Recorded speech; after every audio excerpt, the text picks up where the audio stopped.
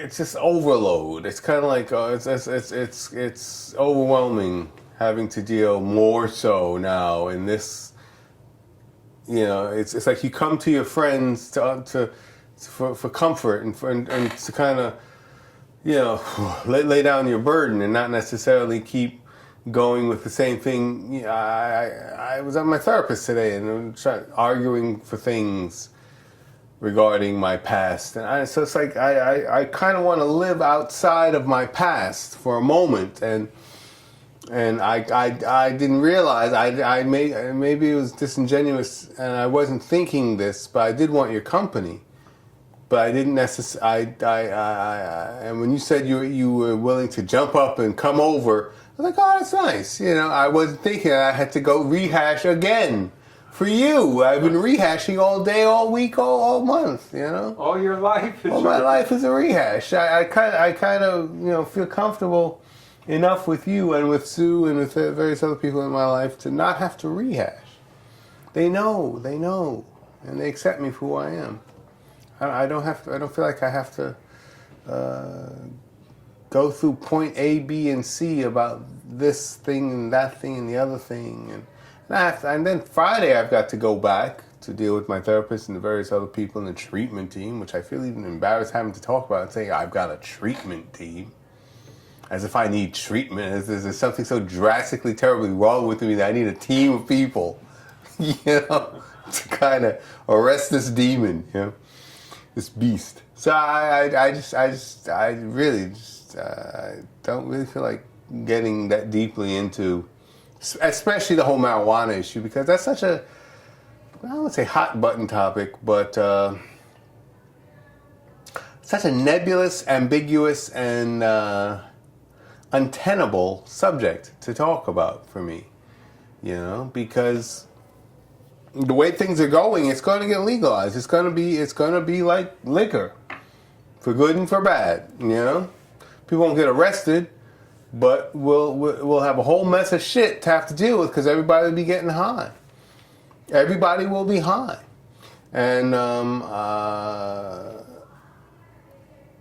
I kind of fall on the square side of that, because I not only because of what happened to me, but because I've been around people all my life getting high, and I see what it's like for people to get high, and it's not anything that I'm really particularly fond of, So I'm sure people, when hearing how I really feel about it, are going to feel like I'm encroaching on their right to bear arms and get high, or just their right to be themselves and let their freak flags fly. And when really, I just have a particular point of view on it, and a particular way I've looked at it all my life, as I saw the people in my life getting high, and then as I saw myself getting high, and I'm not a fan. I'm not a fan. And at the same time, I'm so wrapped up in my addiction to it, because it is an addiction, that I have to kind of always fight back the glee of knowing, oh boy, if it's legal, maybe I can smoke again. Even though knowing I'll probably lose my mind, on a daily basis, or like for months at a time, after every time I smoke. So it's a deep thing. It's a deep thing. Well, you were talking. We started this conversation off on the phone. You saw, what do you see on the TV? No, I don't want to go into that, man. No, but you saw legalized... Stop back. You're backtracking. We're rehashing. You said we wouldn't rehash. That's not rehash. No, I'm just trying to point out that the reference point here is that they're making medical marijuana legal in New York. That's what I saw. That's what I saw, yeah. Yeah, that's just the beginning. In some states, that is just the beginning. In some states, it's legal. Now you have a contentious relationship with marijuana. Right. You grew up with marijuana. You were born with marijuana. Don't rehash. Okay, I'm not going to rehash. Please don't do that. Okay, so you weren't born with marijuana. No, I'm just saying. It was part of the culture that I grew up in. It was a part of the culture of the times. It was like and it was a part of the culture of my particular upbringing. And it wasn't a pleasant thing to be around it. It wasn't pleasant.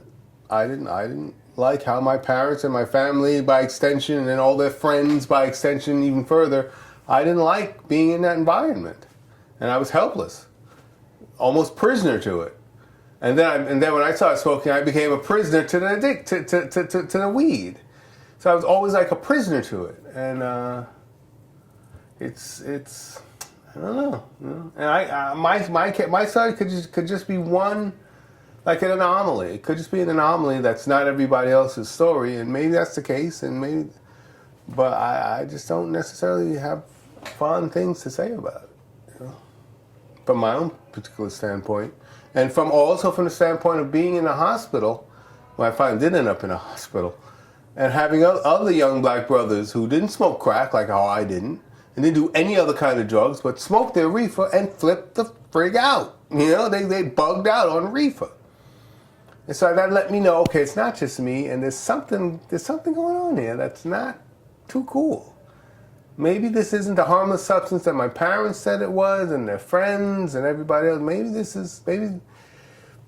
there's more to this than meets the eye.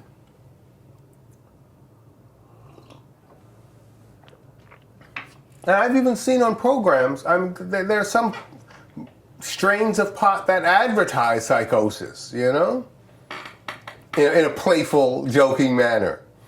You know? Mindfuck, or whatever they call it. I mean, there are some, they can breed strains to mimic and to create a psychosis in you for the 2 or 3 or 4 or 5 hours that you're high on it. For those who want that. You know? And I mean, do we really need that? Is this really where we're headed? Yeah. And it just made me think what I mentioned to you, since we were talking about the phone. Are we so helpless and lost in ourselves, in the culture we're living in, that's so screwed up, that we need a retreat? And that's basically all it is. Drugs, any kind of drugs, alcohol back in the day, and now drugs are a retreat from the madness of everyday life. And I think the sooner people realize that, the sooner people will then say, well, maybe I don't need this, and maybe I should just learn how to cope better without this. Or, you know, once they wake up to the fact that they're only smoking it to cope. You know, with the insanity, with Donald Trump, and with everything, and Kim Jong-il, and the hydrogen bomb, and Charlie Hebdo, and all this, and ISIS, and all this nonsense and craziness that's surrounding us, and that's how we're coping. And now they're going to make it legal, so everybody can cope and smoke and just deal with it. When really they're not dealing with it; they're running from it, and I don't know. Well, we know a lot of people who are on anti-anxiety medicine, and there are lots of people who are on. I know. I mean, I know there are a lot of pot smokers who are going to say, you know, well, better the natural herb than the pharmaceuticals. You know, that's their argument. That's a lot of people's argument. I see it. You just have to scan the internet or scan Facebook, and you get to see everybody's take on it. And you get to see the various takes on it. And that's another meaningless argument, you know. I mean, but you come to it from your own personal experience. As someone who's on a pharmaceutical and someone who has taken a good bit of marijuana, sure.